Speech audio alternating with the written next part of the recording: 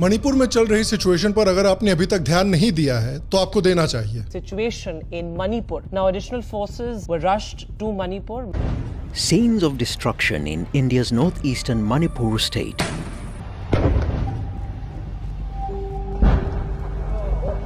Here we come! We are indigenous people!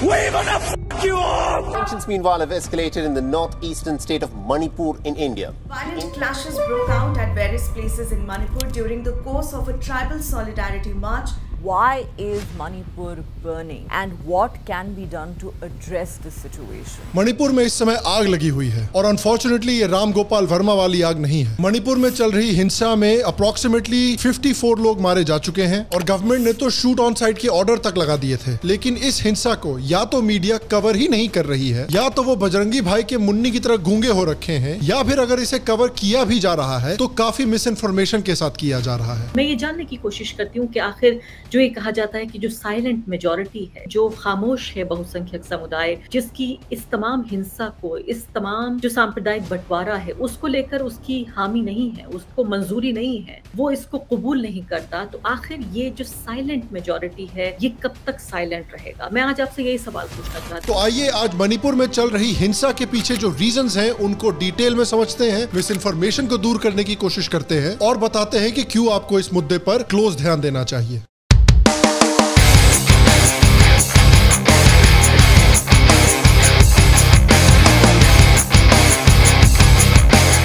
Hello और शाम Sharma show के इस एपिसोड में आपका बहुत बहुत स्वागत है। मैं हूं सेक्युलरिज्म का सीईओ शाम शर्मा और आप सबको एक सेकंड प्रणाम। तो देखिए, इस समय पर मणिपुर में जो हिंसा चल रही है उसको समझने के लिए हमें मणिपुर की हिस्ट्री और मणिपुर के लोगों की हिस्ट्री समझनी पड़ेगी। देखिए, मणिपुर की ज्योग्राफी बड़ी इंटरेस्टिंग है। मणिपुर का पूरा स्टेट बेसिकली पहाड़ी है और मणिपुर के बीचों बीच एक वैली है। मणिपुर का मैप देख के बेसिकली एक बे ब्लेड का स्टेडियम लगता है और मणिपुर में मेटी ट्राइब के लोग रहते हैं जो मणिपुर की 53% पॉपुलेशन है और मोस्टली हिंदू है। और ये 53% ऑफ पॉपुलेशन जो मणिपुर की वैली है, जो कि 10% ऑफ मणिपुर का लैंड मास है, उसमें रहते हैं और ये वैली मणिपुर की सबसे फर्टाइल एरिया भी है। मणिपुर के बाकी लोग नागा ट्राइब और कुकी ट्राइब हैं जो अप्रोक्सीमेटली मणिपुर की 45% पॉपुलेशन है और वो मणिपुर के पहाड़ी एरियाज में रहते हैं। मणिपुर में मेटाई पंगल भी रहते हैं जो मोस्टली मुस्लिम है और मणिपुर की अराउंड 8% पॉपुलेशन है। हिस्टोरिकली मेटे हिंदू और मेटे पंगल्स के बीच में प्रॉब्लम्स भी रही हैं और 1993 में मेटे हिंदू और पंगल्स के बीच में रायट्स भी हुए थे जिसमें बहुत सारे लोगों की मौत हुई थी। और मणिपुर में कुकी और नागा ट्राइब्स के पास सबसे ज्यादा जमीन है, लेकिन जो 10% फर्टाइल जमीन है उसमें मेटे हिंदू रहते हैं और मेटे हिंदूज के पास असेंबली में 60 में से 40 सीटें भी हैं। Present day Manipur,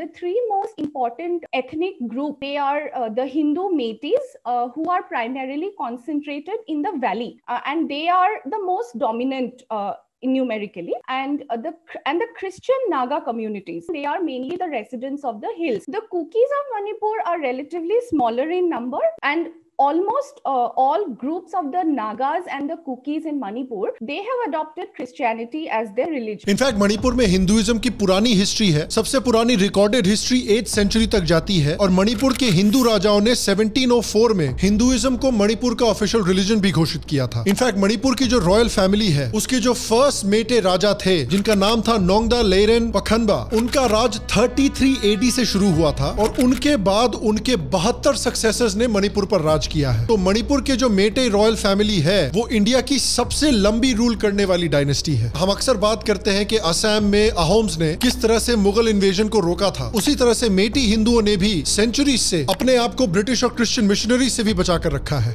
Meiteis are probably the only significant ethnic group that has strongly resisted the evangelist missions of the church. Because the Meiteis are primarily concentrated in the valley, still not easily accessible for outsiders. And this has also been one of the important reasons why the Meiteis have been able to preserve their own distinct cultural traditions. लेकिन इस समय पर मणिपुर में Christianity second सबसे तेजी से grow करने वाला रिलीजन है। The increasing popularity of Christianity in Manipur it can be understood from the fact that today it is the second fastest growing religion in the state. और क्रिश्चियन पॉपुलेशन की बात ही कर रहे हैं तो कुकीज की भी बात करते हैं। कुकीज कुकी चिनजो एथनिक ग्रुप से आते हैं जो मणिपुर के पहाड़ी एरियाज में रहते हैं, मिजोरम में भी रहते हैं और म्यांमार के सगाइंग और चिन प्रोविंसेस से भी आते हैं। कुकीज की मणिपुर की अराउंड 30% पॉपुलेशन है। नागाज की पॉपुलेशन अराउंड 15% है, ये भी मोस्टली क्रिश्चियन है और काफी समय से मणिपुर के जिन एरियाज में नागा कम्युनिटी रहती है वो उन एरियाज को नागालैंड से जोड़ने की डिमांड कर रहे हैं, जिस डिमांड को मणिपुर के कुकीज और मेटे दोनों ने अपोज किया है। अक्सर इन तीनों ट्राइबल ग्रुप्स के बीच में मणिपुर में प्रॉब्लम्स रही हैं। इनफैक्ट 1990s में कुकीज के ऊपर नागा ग्रुप ने काफी बड़ा अटैक किया था जिसमें सैकड़ों कुकी मारे गए थे और हजारों कुकीज को अपने घर और अपने गांव छोड़कर भागना पड़ा था। तो कुकीज और नागास के बीच में अक्सर डिसएग्रीमेंट होती है, लड़ाइयां भी होती हैं, लेकिन क्योंकि दोनों क्रिश्चियंस हैं अक्सर वो मेटेस के खिलाफ यूनाइटेड खड़े होते हैं, क्योंकि हीदन से बड़ा दुश्मन और कौन हो सकता है। सर जी 24 घंटे लगातार नेहा कक्कड़ के गाने सुन लेंगे लेकिन मेटेस को सपोर्ट नहीं करेंगे।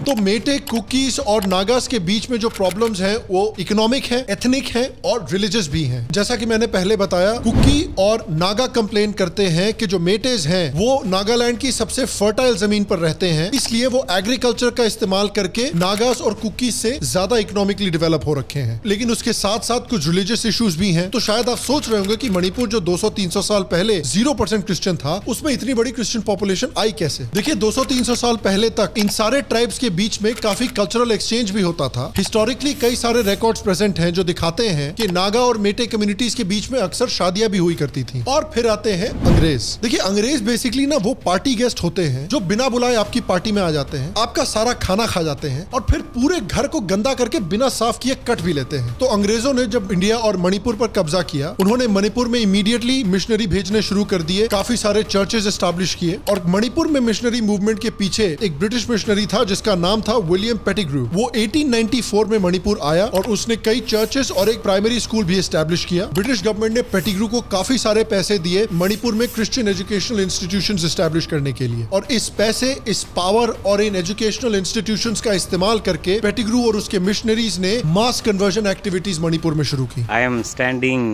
inside the Manipur Baptist Church, the park of William Pettigrew missionary। और उसका रिजल्ट देखिए कि 1911 में मणिपुर की जो क्रिश्चियन पॉपुलेशन थी वो सिर्फ मणिपुर की 0.04% थी पॉपुलेशन की, और 2011 के सेंसस को देखें तो सिर्फ 100 साल के अंदर अंदर 0.04% से बढ़ के 40% हो चुकी थी। वो तो हिंदू मेटेज थे जो अपने कल्चर से काफी जुड़े हुए थे और जिनके पास इतने इकोनॉमिक रिसोर्सेज भी थे कि वो क्रिश्चियन मिशनरीज को रेजिस्ट कर सके। इनफैक्ट जो कहानी मणिपुर की है वो कहानी बाकी नॉर्थ ईस्ट की भी है। असम को छोड़कर नॉर्थ ईस्ट के ऑलमोस्ट बाकी सारे स्टेट्स के लोगों को क्रिश्चियनिटी में कन्वर्ट कर दिया गया है। मेटेस कहते हैं कि इसके साथ एक और प्रॉब्लम है कि मेटे औरतों की जो फर्टिलिटी रेट है वो क्रिश्चियन ट्राइब्स के मुकाबले काफी कम है। उसके साथ साथ मेटे ग्रुप्स कहते हैं कि म्यांमार से काफी इलीगल इमिग्रेशन भी हो रही है मणिपुर में, जिस वजह से मेटे हिंदूज अपने स्टेट में ही माइनॉरिटी बन जाएंगे। अगर आप मेघालय को देखें तो मेघालय की क्रिश्चियन पॉपुलेशन 0 से 75 हो चुकी है, मिजोरम की क्रिश्चियन पॉपुलेशन 0 से 90% हो चुकी है, नागालैंड ऑलमोस्ट 100% क्रिश्चियन हो चुका है। कसम से प्रॉफेट बलजिंदर सिंह को अंग्रेजों से कुछ सीखना चाहिए यार।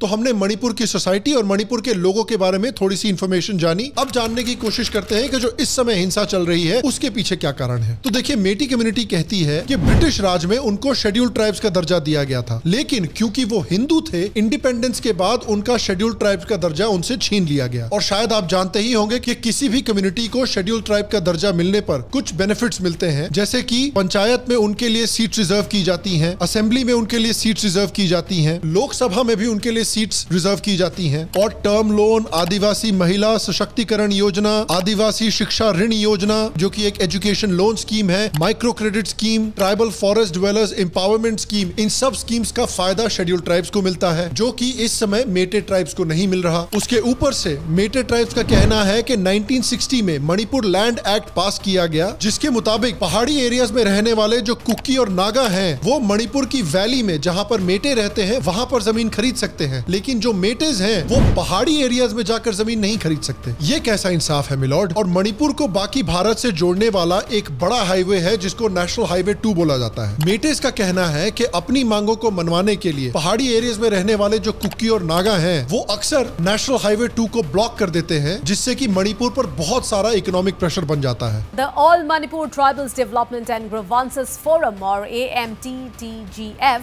has called for an indefinite economic blockade along national highways in the hill districts. The AMTTGF is demanding the release of all pending funds under MNREGA. The economic blockade imposed by the United Naga Council in Manipur had its impact on day one, with both highways leading into Manipur's capital Imphal being blocked and fuel being rationed across Imphal. मेटेस का ये भी कहना है कि अपनी मांगों को मनवाने के लिए जो दूसरे ट्राइब्स हैं वो अक्सर मेटेस के ऊपर अटैक भी कर चुके हैं, और मणिपुर की हिस्ट्री में कुछ अनफॉर्चुनेट ऐसे इंसिडेंट्स हैं जो मेटेस के इस क्लेम को सपोर्ट भी करते हैं। एक समय पर मणिपुर में काफी बड़ी तमिल कम्युनिटी हुआ करती थी। ये लोग प्री इंडिपेंडेंस इंडिया में म्यांमार में ट्रेड और बिजनेस करने के लिए गए थे और इंडिपेंडेंस के बाद मणिपुर में म्यांमार बॉर्डर के पास सेटल हुए थे। वहां पे कुछ कुकी ग्रुप्स ने तमिल बिजनेसमैन को एक्सटॉर्ट करना शुरू किया और उनके ऊपर हमले करने शुरू किए, जिसमें कई तमिल्स की मौत भी हुई। सिमिलरली कुछ नेपाली गुरखा भी मणिपुर में सेटल हो रखे थे, जिनके ऊपर कुकी ग्रुप्स ने हिंसा करके उनको भी मणिपुर से निकाला। हिंसा की हिस्ट्री को दिमाग में रखते हुए अब बात करते हैं कि इस समय क्यों हिंसा हो रही है। तो देखिए, इस साल फरवरी में मणिपुर गवर्नमेंट ने चुराचंदपुर डिस्ट्रिक्ट में के सोंगजियांग नाम के कुकी गांव को खाली करवाया। गवर्नमेंट ने कहा कि ये गांव जो है वो चुरचंदपुर खोपकुम प्रोटेक्टेड फॉरेस्ट में बना हुआ है, जो लीगली अलाउड नहीं है। मणिपुर की स्टेट गवर्नमेंट का ये मानना है कि हजारों कुकी म्यांमार से इलीगली मणिपुर में इमिग्रेट कर रहे हैं और प्रोटेक्टेड फॉरेस्ट लैंड में सेटल हो रहे हैं। स्टेट गवर्नमेंट और मेटे ऑर्गेनाइजेशंस का मानना है कि इस वजह से कुकीज की जो पॉपुलेशन है म्यांमार में वो बहुत तेजी से बढ़ रही है, और उनका कहना है कि जो बहुत डेलिकेट डेमोग्राफिक बैलेंस है मणिपुर का वो अपसेट हो रहा है। I feel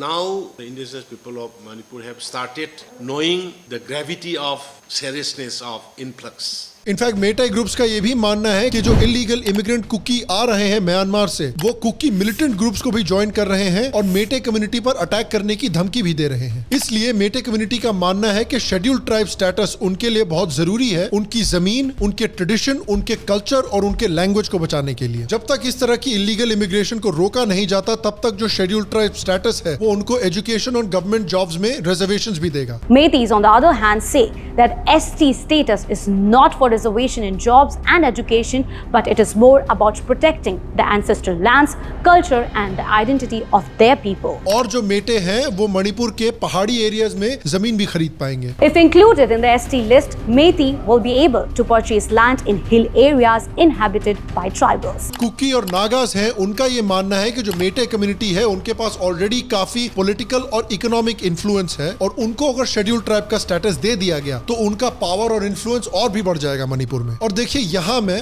दिल्ली की गर्मी से भी ज्यादा एक हॉट टेक देना चाहता हूँ कि मेरा मानना है कि भारत के सभी स्टेट्स में हिंदूज मेजॉरिटी में होने चाहिए। सिर्फ वैसे ही भारत का कल्चर, ट्रेडिशंस और नेशनल इंटेग्रिटी को बचाकर रखा जा सकता है। हम सब ने देखा है कि भारत के जिस एरिया में भी एब्राहमिक रिलीजन्स की पॉपुलेशन बढ़ी है, वो एरिया भारत से धीरे धीरे कटता जाता है। पाकिस्तान और बांग्लादेश में जैसे ही मुस्लिम बड़ी मेजॉरिटी में आए, वो एरिया भारत से कट गया। कश्मीर में भी हमने यही देखा, केरला और वेस्ट बंगाल जैसे एरियाज में भी हम यही देख रहे हैं। ये मुस्लिम समाज की जमीन है, इसलिए वो लोग बोलता है कि ये हम रास्ता नहीं दे सकते इसके। बेदी तोड़ के तरका तो बना लिया। 7 बीघा जमीन जो है फिलहाल मुस्लिम का अंदर में है, जमीन भी नहीं छोड़ता। बांग्लादेश वहाँ से चल रही है। कुछ दिन बाद लोग बोल रहे हैं कि यहाँ से भागना पड़ जाएगा। बिहार जैसे एरियाज में भी जहाँ हिंदूज काफी बड़ी पॉपुलेशन में है, वहाँ पे जो ऐसे एरियाज है जहाँ पर मुस्लिम बड़ी पॉपुलेशन में है, वहाँ पर भी हम सिमिलर सिचुएशन देख रहे हैं। लगभग 200 घर से ज्यादा घर जला हुआ है, और एक भी इसमें सबसे ज्यादा अत्यंत पिछड़ा, जिसमें हरिजन महादलित का घर है। और ये अचानक का आग नहीं है, ये लगाया हुआ साजी बुजी आग है।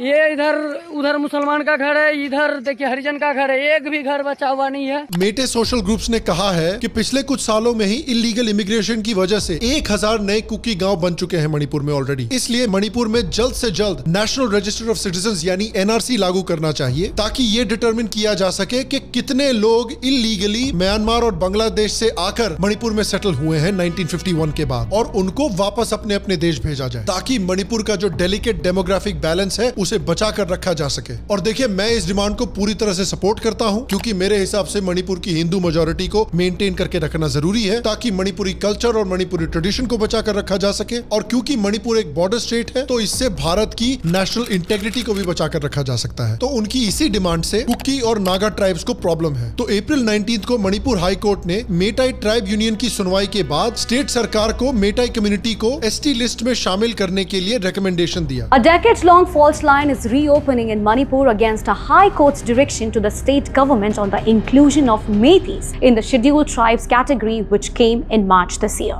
हाई कोर्ट ने कहा कि मेइटेई कम्युनिटी को उनकी टेरिटरी में घुसने वाले आउटसाइडर्स के खिलाफ कॉन्स्टिट्यूशनल सेफगार्ड्स की जरूरत है और इस ऑर्डर को अपोज करने के लिए हजारों कुकी और नागाज ने ऑल ट्राइबल स्टूडेंट्स यूनियन के बैनर के अंतर्गत सॉलिडारिटी मार्च करने शुरू किए। इसमें मणिपुर के चर्च ने भी इनको सपोर्ट किया है और सिर्फ मणिपुर के चर्च नहीं, बैंगलोर के आर्च बिशप ने भी सपोर्ट लेटर दिया है। बेगानी शादी में अब्दुल्ला दीवाना सुना था, बेगानी शादी में पीटर दीवाना पहली बार देख रहे हैं। और इसी मार्च के दौरान एक आर्म्ड मॉब ने अलेजेडली मेइटेई कम्युनिटी के लोगों पर अटैक किया, जिसके रिस्पांस में मेइटेई कम्युनिटी ने वापस अटैक किया और ये हिंसा का सिलसिला शुरू हुआ। हालत इतनी बुरी हो गई कि 8000 लोगों को इवैक्यूएट करना पड़ा, इंटरनेट सर्विसेज को सस्पेंड किया गया, सीआरपीसी का सेक्शन 144 लगाया गया और आर्मी को भी बुलाया गया। अब देखिए, इस मामले को साथ में बैठकर तीनों ट्राइब्स को सॉल्व करना चाहिए, सेंट्रल गवर्नमेंट और स्टेट गवर्नमेंट की मदद के साथ। सारे ट्राइब्स को इलीगल इमिग्रेशन रोकने को भी सपोर्ट करना चाहिए, एनआरसी को भी सपोर्ट करना चाहिए ताकि इस मामले को सुलझाया जा सके। लेकिन कुछ लोग हैं जो मणिपुर को हमेशा जलते हुए रखना चाहते हैं। जैसा कि मैंने कहा, मणिपुर एक बॉर्डर स्टेट है और बॉर्डर स्टेट में हिंसा करना, बॉर्डर स्टेट को डिस्टेबलाइज करना, यह भारत के दुश्मनों के लिए एक अच्छी अपॉर्चुनिटी है। कांग्रेस ने ऑलरेडी डिवाइसिव स्टेटमेंट्स देने शुरू कर दिए हैं इस सिचुएशन को और भी खराब करने के लिए। कुछ कुकी ग्रुप्स और खासकर पाकिस्तानी और गल्फ कंट्रीज के कुछ लोग मणिपुर की सिचुएशन के बारे में मिस इन्फॉर्मेशन फैलाने की कोशिश कर रहे हैं ताकि मणिपुर में हिंसा और भी बढ़े, मणिपुर इसी तरह से जलता रहे और इंटरनेशनल मीडिया पहुंच के मिस इन्फॉर्मेशन को और भी ज्यादा बढ़ाए। और देखिए, यह समझना जरूरी है कि क्यों इस समय मणिपुर को डिस्टेबलाइज करने की कोशिश की जा रही है, क्योंकि पिछले कुछ सालों में मणिपुर एक्चुअली काफी अच्छे से डेवलप हो रहा है। देखिए, मणिपुर की जो स्टोरी है पोस्ट इंडिपेंडेंट इंडिया में, वो एक बहुत ही ट्रैजिक स्टोरी है। एक तो मणिपुर के लोगों को बाकी इंडिया के लोगों से रेसिज्म फेस करना पड़ता है, उसके ऊपर से अपने खुद के स्टेट में ही उनकी कोई डेवलपमेंट भी नहीं हो रही थी। जो मणिपुर की गवर्नमेंट थी और जो सेंट्रल गवर्नमेंट थी, वो सिर्फ अलग अलग ट्राइब्स को एक दूसरे से लड़वाती रहती थी, स्टेट की कोई डेवलपमेंट नहीं होती थी। जो भी स्टेट स्पॉन्सर्ड वेलफेयर स्कीम्स थी वो लोगों तक पहुंचती नहीं थी। मणिपुर के लोगों ने बेसिकली एक्सेप्ट कर लिया था कि भाई हमारा स्टेट हमेशा बैकवर्ड ही रहेगा, एक दूसरे से हम हमेशा लड़ते ही रहेंगे, हमारे स्टेट में सिर्फ इंसर्जेंसी और मिलिटेंसी चलती रहेगी, सिर्फ करप्शन चलता रहेगा, हमारे पास बेसिक इंफ्रास्ट्रक्चर भी नहीं है, यही हमारी लाइफ है। लेकिन 2017 में बीजेपी की गवर्नमेंट जब आई तो उन्होंने मणिपुर की कायापलट का सिस्टम शुरू किया। उन्होंने पहाड़ी एरियाज और वैली के बीच की जो डिस्पैरिटी और इनइक्वालिटी है उसको कम करना शुरू किया। पूरे के पूरे स्टेट में इंफ्रास्ट्रक्चर प्रोजेक्ट्स डेवलप करना शुरू किए, स्कूल्स बनाने शुरू किए, हेल्थ इंफ्रास्ट्रक्चर डेवलप करना शुरू किया। बीजेपी की जो बीरेन्द्र सिंह की गवर्नमेंट है, उन्होंने स्ट्रिक्ट टाइमलाइंस डेवलप करनी शुरू की लॉन्ग टर्म इंफ्रास्ट्रक्चर प्रोजेक्ट्स को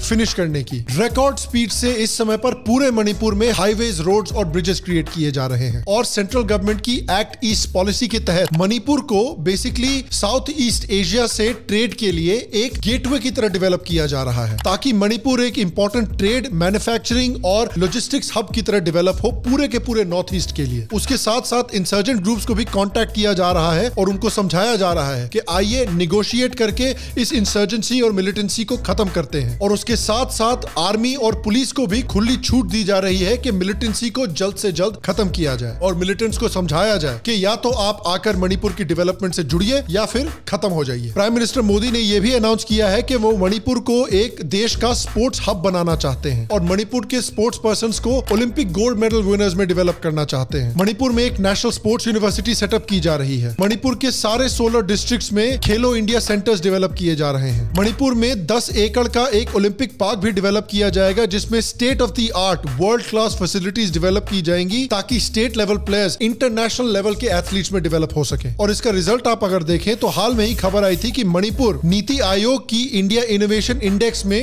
टॉप रैंक में पहुंच गया था। इंडिया इनोवेशन इंडेक्स बेसिकली एक कॉम्प्रिहेंसिव टूल है जो देश के इनोवेशन इकोसिस्टम को इवैल्यूएट और डेवलप करता है। तो मणिपुर में फाइनली 70 साल के बाद डेवलपमेंट हो रही है और मणिपुर में जो अलग अलग ट्राइब्स के बीच में हिंसा थी, प्रॉब्लम्स थी, उनको भी सेटल किया जा रहा है। तो इसलिए कुछ दुश्मन देश, कुछ वेस्टेड इंटरेस्ट, कुछ पॉलिटिशियंस हैं जो इस हिंसा को पीसफुली सॉल्व करने के बजाय इसको और भड़काने की कोशिश कर रहे हैं ताकि मणिपुर को डिस्टेबलाइज किया जा सके। देखिए, मेरा मानना है कि मणिपुर को एक हिंदू मेजॉरिटी स्टेट रहना जरूरी है। मेरा मानना है कि जो इलीगल इमिग्रेशन हो रहा है म्यांमार से, उसको खत्म करने को तीनों ट्राइब्स को सपोर्ट करना चाहिए और इस हिंसा को भड़काने के बजाय इस हिंसा को शांत करके मणिपुर जिस तरह से डेवलप हो रहा है उस डेवलपमेंट को बढ़ावा देना चाहिए। और मैं आपसे पूछना चाहता हूं कि आपके हिसाब से जो ये हिंसा हो रही है उसको खत्म करने का और इस मामले को शांत करने का बेस्ट तरीका क्या है? नीचे कमेंट कमेंट सेक्शन में मुझे जरूर बताएं। मणिपुर की तरह ही अगर आप देखना चाहते हैं कि यूपी जो एक बीमारू स्टेट हुआ करता था वो किस तरह से डेवलप हो रहा है, तो वो वीडियो देखने के लिए यहां पर क्लिक करें। बाकी मैं आपसे अगले एपिसोड में मिलूंगा और तब तक के लिए स्वस्थ रहें, सुखी रहें, फिर मिलेंगे और आप सबको एक सेकंड प्रणाम।